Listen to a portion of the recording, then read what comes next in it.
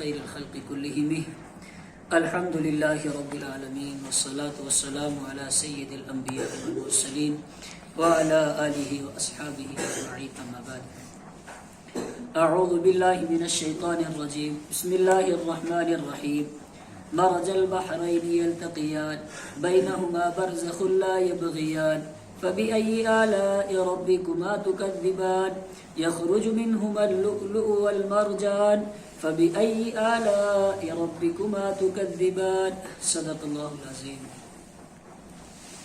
ہمارا سبق چل رہا تھا سورہ رحمان کے اندر. کل ہم نے کچھ حصہ سنا پہلے رکوع کا، اور میں نے کل عرض کیا تھا کہ پہلے رکوع کے اندر اللہ رب العزت نے دنیاوی نعمتوں کا ذکر کیا ہے، دنیاوی نعمتوں کو بیان کیا ہے. آسمان کو بنانا، سورج، چاند، ستارے، درخت، زمین، اور زمین کے اندر ہر طرح کی چیز، گلے کو اگانا، یہ اللہ کی نعمتیں ہیں. اور پھر یہ بھی سنا کہ اللہ رب العزت نے ہمیں بنایا، وجود بخشا، اور پھر زندگی گزارنے کی ساری نعمتیں دی. لیکن ہم نے کیا صلہ دیا کہ ہم اپنے رب کو ہی بلا بیٹھے.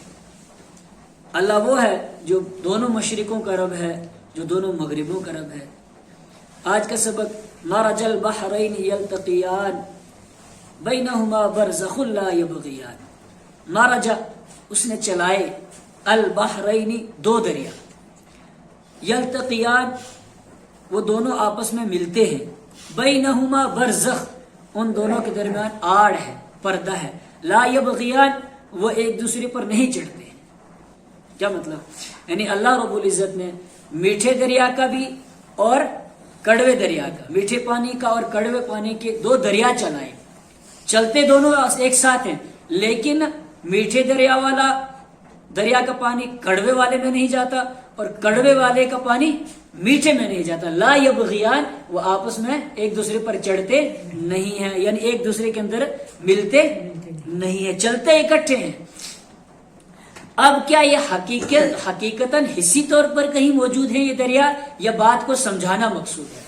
تو حصی طور پر بھی دنیا میں ایسی مثالیں ہیں جہاں پر دو دریا اکٹھے چلتے ہیں، ایک طرف میٹھے پانی کا اور ایک طرف کڑوے پانی کا، لیکن ادھر والا ادھر نہیں جاتا اور ادھر والا ادھر نہیں آتا ہے. یعنی میٹھے والا کڑوے میں اور کڑوے والا میٹھے کے اندر نہیں آتا. افریقہ کے اندر دریا ہے، ارکان کے اندر، بنگلہ دیش کے ساتھ کے اندر ارکان کے اندر دریا ہے، وہاں پر بھی دو دریا اکٹھے چلتے ہیں، لیکن وہ ایک دوسرے کے ساتھ ملتے نہیں ہیں.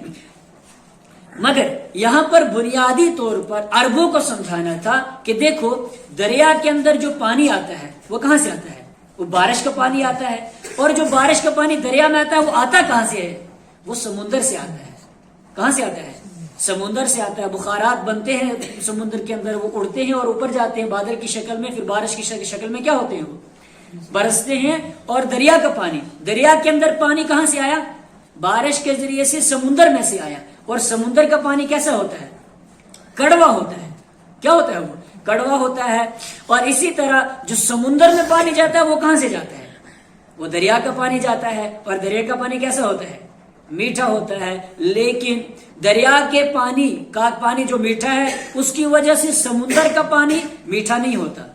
اور اسی طرح بخارات بنتے ہیں، پھر اوپر بادل بنتے ہیں، اور اوپر سے پانی برستا ہے دریا کے اندر تو بارش کے ذریعے سے، تو وہ جو پانی آیا ہوتا ہے وہ سمندر سے آتا ہے، اور سمندر کا پانی کڑوا ہے، اس کی وجہ سے دریا کا پانی کڑوا نہیں ہوتا ہے.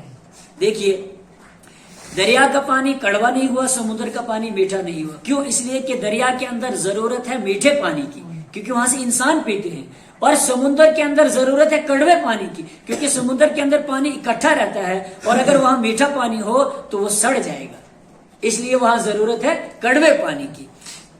وہی فرمایا کہ دو دریا چلائے، یلتقیان ملے ہوئے ہیں، آپس میں ملتے ہیں، بینہما برزخ ان دونوں میں آڑ ہے، لا یبغیان مگر ایک دوسرے پر چڑھتے نہیں ہے. فبأي آلاء ربكما تكذبان تو اور جنوں اور انسانوں اپنے رب کی کس نعمت کا تم کچھ جھٹلاؤ گے؟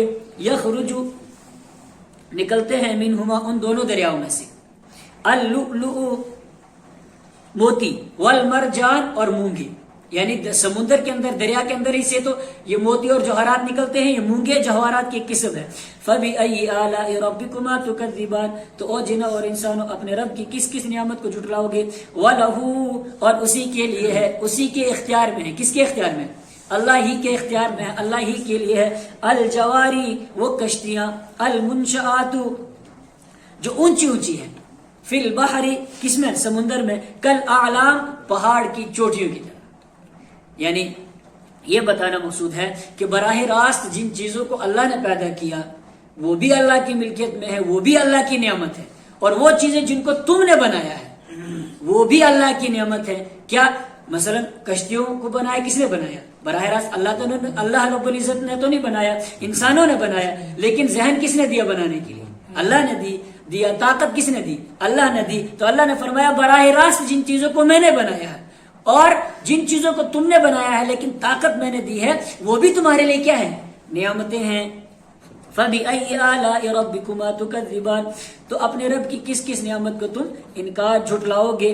کل من علیہا فان،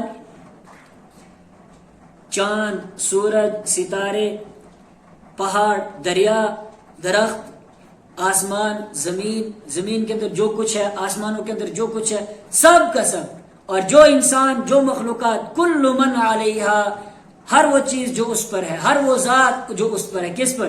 زمین پر ہے. فان، فنا ہونے والی ہے، کوئی باقی نہیں رہے گا. چاہے وہ سورج ہو، چاہے ستارے ہو، سب کچھ فنا ہو جائے گا. جب قیامت آئے گی سب ختم ہو جائے گا. اور آخر میں 4 فرشتے بچیں گے اور اسرائیل بچے گا. اسرائیل کو حکم ہوگا ان فرشتوں کی بھی روح قبض کر لو، ان کی جان بھی گئی. اس کے بعد پھر آخر میں اسرائیل کو بھی کہا جائے گا تو بھی مر جا، اسرائیل بھی ختم. اب اس کے بعد باقی رہے گی صرف اللہ کی ذات، سب فنا ہو جائے گا. وَيَبْقَى وَجْهُ رَبِّكَ، اور باقی رہے گی وجہ ربک، تیرے رب کی ذات، ذو الجلال، جو عزت والا ہے، والاکرام، جو اکرام والا ہے. فَبِأَيِّ آلَاءِ رَبِّكُمَا تُكَذِّبَانِ، تو او جنوں اور انسانوں اپنے رب کی کس کس نعمت کو تم جھٹلاؤ گے. یسألہ من فی السماوات والارض، اسی سے سوال کرتے ہیں من فی السماوات، جو کوئی آسمانوں میں ہے، والارض، جو کوئی زمین میں ہے. یعنی آسمانوں میں جو مخلوق ہے، زمین میں جو مخلوق ہے، وہ ساری کی ساری مانگتی کس سے ہے؟ اللہ رب العزت سے مانگتی ہے. اللہ رب العزت کے در پر جا کر کے مانگتی ہے. اور جن سے تم مانگتے ہو، کفار مکہ کا یہ بھی عقیدہ تھا، اور وہ مانگتے بھی تھے، فرشتوں سے مانگتے تھے. کس سے مانگتے تھے؟ فرشتوں سے مانگتے تھے. تو ان کی تردید ہے کہ جن سے تم مانگتے ہو وہ کس سے مانگتے ہیں؟ وہ اللہ سے مانگتے ہیں. پھر تم کیوں جا کر کے ان سے مانگتے ہو؟ قبروں پر بھی جا کر کے جن سے جو لوگ قبروں پہ جا کر کے تم مانگتے ہو قبر والوں سے، وہ تو خود اللہ سے مانگتے ہیں، تم کیوں جا کر کے ان سے مانگتے ہو؟ تو جو کوئی آسمانوں میں اور جو کوئی زمین میں ہے وہ تو اللہ سے مانگتا ہے، تمہیں بھی کس سے مانگنا چاہیے؟ اللہ سے مانگنا چاہیے. کل یوم ہوا فی شأن، ہر دن وہ فی شأن، کام میں ہے. یعنی اللہ رب العزت بیکار بیٹھا ہوا نہیں ہے. بعض لوگ کہتے ہیں کہ اللہ رب العزت نے جب زمین اور آسمان پوری کائنات بنا دی تو اس کے بعد کچھ لوگ بنا دیے، ان کے حوالے سارا کام کر دیا کہ اب تم کام کرو، میں کیا کرتا ہوں؟ میں تھوڑا آرام کر لیتا ہوں، میں تھک گیا ہوں. اللہ فرمایا کل یوم، ہر دن ہوا فی شأن، وہ کام میں لگا ہوا ہے، وہ بیکار بیٹھا ہوا نہیں ہے. کسی کو عزت دے رہا ہے، کسی کو ذلت دے رہا ہے، کسی کو بلند مقام دے رہا ہے، کسی کو نیچے گرا رہا ہے، کسی کو شفا دے رہا ہے، کسی کو بیماری دے رہا ہے، کسی کو مار رہا ہے اور کسی کو پیدا کر رہا ہے. کل یوم ہوا فی شأن، وہ ہر دن کام میں ہے. فَبِأَيِّ آلَاءِ رَبِّكُمَا تُكَذِّبَانِ، اور جنوں اور انسانوں اپنے رب کی کس کس نعمت کو تم جھٹلاؤ گے.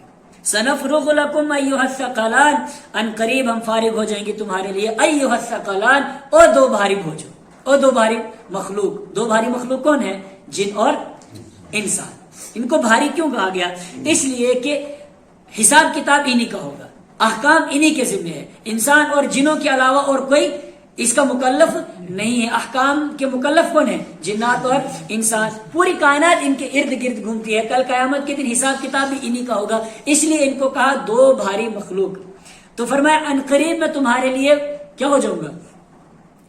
فارغ ہو جاؤں گا. تو ان قریب فارغ ہونے کا مطلب کیا ہے؟ کہ اللہ تعالیٰ اس وقت اس کو فرصت نہیں کہ وہ حساب کتاب لے لے ہمارا؟ نہیں، ایسا نہیں ہے.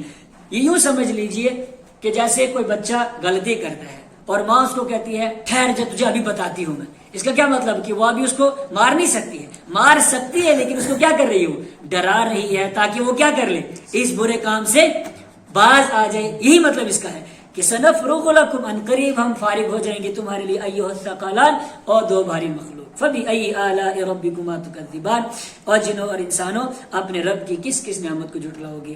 یا معشر الجن والانس, اور جنوں کی جماعت, والانس, اور انسانوں کی جماعت, ان استطعتم, اگر تم طاقت رکھتے ہو, ان تنفذوا, کہ تم نکل بھاگو, من اقطار السماوات, آسمانوں کے کناروں سے, والارض, اور زمین کے کناروں سے, فانفذوا, تو نکل جاؤ, نکل بھاگو, لا تنفذون, تم نہیں نکل سکتے, الا بسلطان, مگر طاقت کے ساتھ. کیا مطلب؟ اور انسانوں کی جماعت اور جنوں کی جماعت, اگر تمہارا یہ خیال ہے کہ تم موت سے بچ کر کے بھاگ جاؤ, موت سے بچ کر کے بھاگ جاؤ, یا محشر کے میدان سے بھاگو اور حساب کتاب سے بچ جاؤ, تو اپنی طاقت آزما کر کے دیکھو, آزما کر کے دیکھو. اگر تمہارے اندر اتنی طاقت ہے تو آسمانوں کے کنارے اور زمین کے کناروں سے نکل کر کے بھاگ جاؤ. لیکن یہ کوئی آسان کام نہیں ہے, کوئی بھاگنا آسان کام نہیں ہے, اس کے لیے بڑی طاقت چاہیے. لا تنفذون الا بسلطان, تم نہیں بھاگ سکتے مگر طاقت کے ذریعے سے, اور وہ طاقت تمہارے پاس نہیں ہے. تم کہیں نہیں بھاگ سکتے. جب کہیں نہیں بھاگ سکتے, بچ نہیں سکتے, تو پھر اللہ کی طرف آؤ, اللہ کے احکام کو پورا کرو. لا تنفذون, تم نہیں بھاگ سکتے, الا بسلطان, مگر طاقت کے ساتھ. یہ انسان کی بے بسی اور انسان کی عاجزی کو بیان کیا جا رہا ہے. فَبِأَيِّ آلَاءِ رَبِّكُمَا تُكَذِّبَانِ, تو اور جنوں اور انسانوں اپنے رب کی کس کس نعمت کو تم تکذبان, جھٹلاؤ. اللہ رب العزت ہم سب کو قرآن کریم سمجھنے کی توفیق عطا فرمائے, اور اللہ کے احکام کو, اللہ رب العزت ہمیں اپنے احکام کو پورا کرنے کی توفیق عطا فرمائے. وآخر دعوانا ان الحمد للہ رب العالمین.